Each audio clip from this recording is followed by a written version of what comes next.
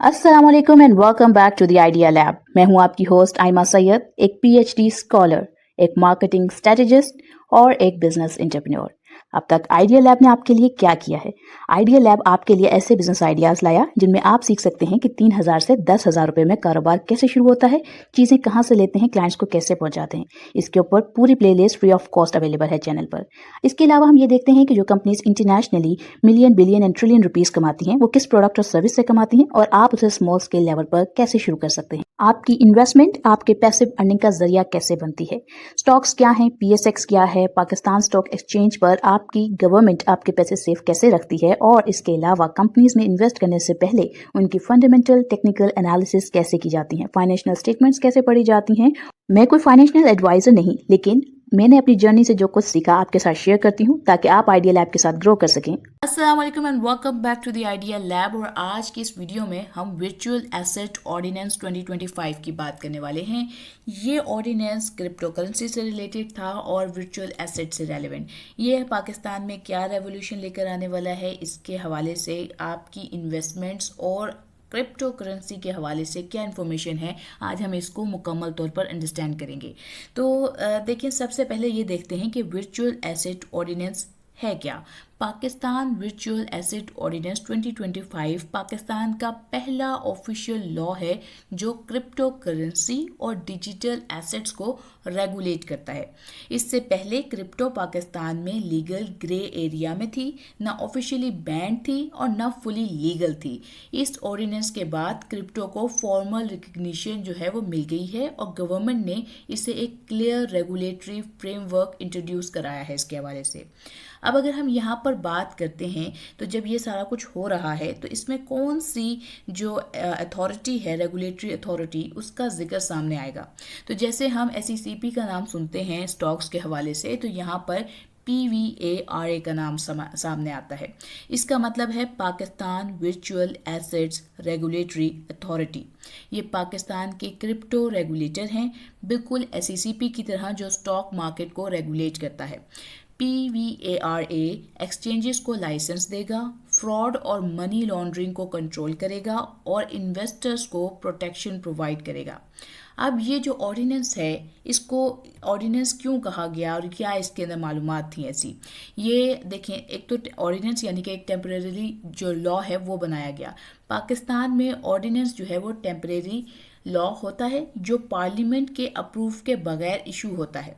ये 120 दिन जो है उसके लिए वैलिड होता है और एक्सटेंड हो सकता है। इस ऑर्डिनेंस को जुलाई 2025 में इंट्रोड्यूस किया गया था और गवर्नमेंट सिग्नल्स दे रही है कि इसको परमानेंट लॉ भी बनाया जाएगा।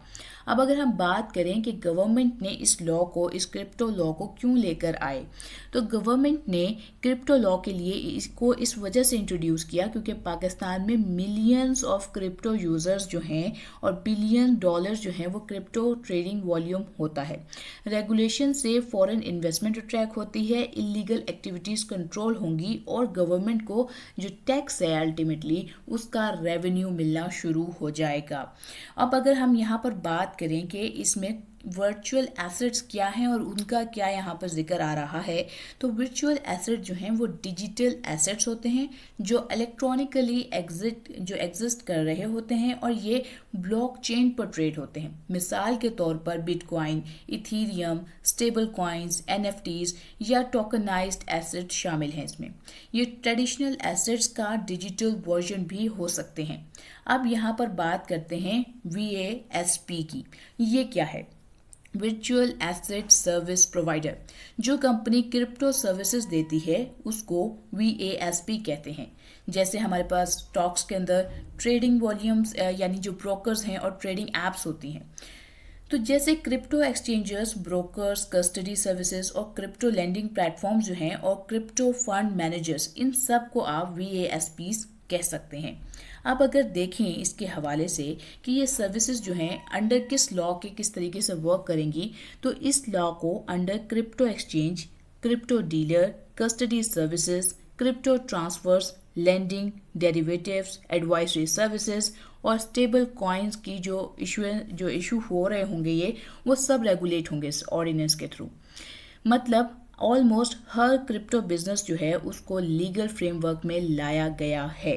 अब अगर हम यहाँ पर ये बात करें कि जैसे फॉर एग्जांपल और जो क्रिप्टो सर्विसेज थी, यानी कि ब्रोकर डीलर जो रिलेशनशिप था, या कस्टडी की सर्विसेज थी, ट्रांसफ़र का हो गया, सेटलमेंट का हो गया, एडवांस क्रिप्टो फाइनेंस की बात करें जिसमें हमारे पास डेरिवेटिव्स, एसेट मैनेजमेंट, इन्वेस्टमेंट की जो एडवाइजरी है, और टोकन एंड स्टेबल कॉइन्स, ये सभी शामिल हो गए।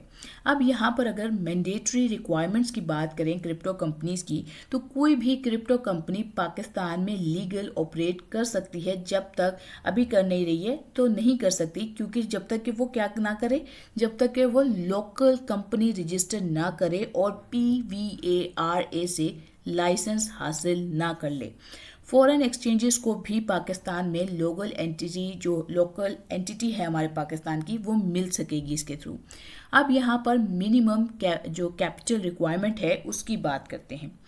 तो गवर्नमेंट ने सीरियस कंपनीज को अलाउ करने के लिए कैपिटल की जो रिक्वायरमेंट है वो रखी है। क्रिप्टो बिजनेसेस टाइप जो है का हिस्सा मिनिमम पेड अप कैपिटल जो है वो 100 मिलियन से 1 बिलियन तक हो सकता है। इससे जो स्कैम कंपनीज हैं वो फिल्टर हो जाती हैं। अब यहाँ पर बात आ जाती है लाइसेंसिंग प्रोसेस की। पहले प्रोसेस के अंदर सबसे पहले कंपनीज को PVARA से नो ऑब्जेक्शन सर्टिफिकेट यानी कि NOC लेना होता है। उसके जो PVARA है वो इसका बैकग्राउंड चेक करती है, इसकी फिजिबिलिटी के एनालिसिस करेगी, और फिर प्रोजेक्ट जेन्युइन हो तो अप्रूवल मिलेगा। इसके बाद लाइसेंस का सेकंड स्टेज आता है, यानी कि कंपनी की इनकॉर्पोरेशन। सेकंड स्टेज में पाकिस्तान में कंपनी इनकॉर्पोरेट करनी होती है अंडर कंपनीज एक्ट 2017। क्रिप्टो का प्राइमरी बिजनेस डिक्लेयर करना होता है, और इसके अलावा जो भी स्ट्रक्चर इसके हवाले से उन्होंने बनाया है, अपना जो हायरार्की स्ट्रक्चर है उस सबको उनको मेंशन करना होगा। फिर आ जाता है लाइसेंसिंग का फेज 3। फाइनल स्टेज में VASP लाइसेंस के लिए अप्लाई करना होगा। कंपनी को AML, KYC, crypto security, capital proof और गवर्नमेंट्स पॉलिसी सबमिट करना होगी। अप्रूवल यूजुअली 90 दिन में होता है। इसके बाद आ जाता है लाइसेंस की वैलिडिटी। लाइसेंस जब एक बार ग्रांट हो गया तो वो वैलिड रहता है जब तक वो रिवोक ना हो। अगर कंपनी रूल्स वायलेट करेगी, लाइसेंस सस्पेंड भी किया जा सकता है और कैंसिल भी किया जा सकता है।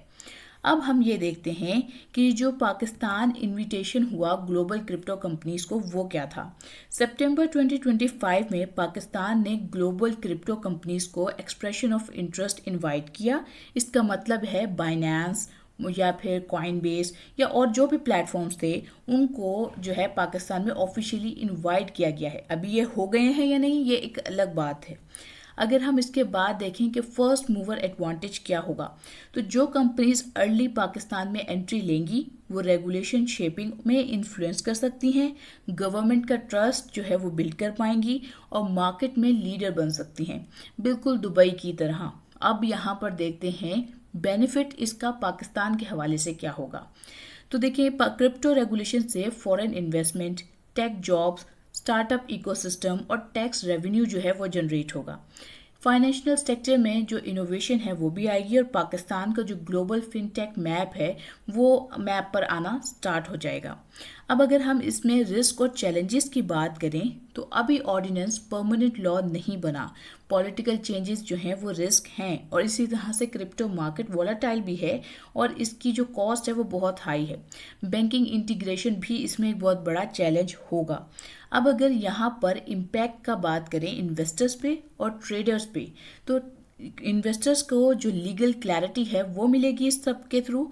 रेगुलेटेड एक्सचेंजेस जो हैं वो सेफ इन्वायरमेंट प्रोवाइड करेंगे और इंस्टीट्यूशनल क्रिप्टो फंड्स जो हैं वो लॉन्च हो सकेंगे। ट्रेडर्स को लोकल प्लेटफॉर्म और बैंकिंग इंटीग्रेशन का बेनिफिट हासिल हो सकेगा। अब हम देखते हैं ग्लोबल कंपैरिजन। UAE, सिंगापुर और US ऑलरेडी जो है वो क्रिप्टो रेगुलेटेड मार्केट्स हैं। पाकिस्तान एक इमर्जिंग रेगुलेटेड क्रिप्टो नेशन बन रहा है और साउथ एशिया में क्रिप्टो हब बनने का पोटेंशियल भी रखता है। अब यहाँ पर जो मुख्तलिफ एक्सपर्ट्स ने अपनी राय दी है उसमें गवर्नमेंट ने रियलाइज़ कर लिया है कि जो क्रिप्टो है वो बैन करके इफ़ेक्टिव वर्क नहीं हो पा रहा। रेगुलेशन बेस्ट सोल्यूशन है ताकि टैक्स भी लिया जा सके और पाकिस्तान का जो शिफ्ट है वो एंटी क्रिप्टो से प्रो रेगुलेशन की तरफ मेजर पॉलिसी चेंज के थ्रू लाया जाएगा। अगर इस तमाम चीज़ों को आपके लिए समराइज किया जाए तो वर्चुअल एसेट ऑर्डिनेंस 2025 पाकिस्तान का क्रिप्टो फ्यूचर डिफाइन करेगा। PVARA जो है वो क्रिप्टो रेगुलेटर है। कंपनीज को लाइसेंस लेना ज़रूरी होगा, कैपिटल रिक्वायरमेंट्स हाई हैं और पाकिस्तान जो है वो ग्लोबल क्रिप्टो इकोसिस्टम में एंट्री कर रहा है। तो उम्मीद करती हूँ आपको आज की ये वीडियो अच्छी लगी होगी। आपने चैनल को लाइक किया होगा, शेयर किया होगा, सब्सक्राइब किया होगा। मुझे दुआओं में याद रखिएगा। इंशाअल्लाह ताला फिर एक अच्छी वीडियो के साथ मुलाकात होगी। आज के लिए मैं लेती हूँ अलविदा। अस्सलाम वालेकुम।